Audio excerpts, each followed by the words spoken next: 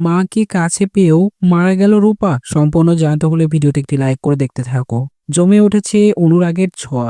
অনুরাগের ছোঁয়া ধারাবাহিকের নতুন প্রমোতে দেখা যাচ্ছে সোনা দীপা এবং সূর্যর সামনে দীপাকে বলতে থাকে, ইনি আমার সেই মা যে চেয়েছিল আমি মরে যাই। তখন সূর্য চেঁচিয়ে উঠে বলে যে, তুমি যা বলছো তা আমি মেনে নেব না। ও সম্পর্কে তোমার মা হয়। এই সব কিছুই রূপা আড়াল থেকে শুনতে পেয়ে বলতে থাকে, মা বেঁচে আছে।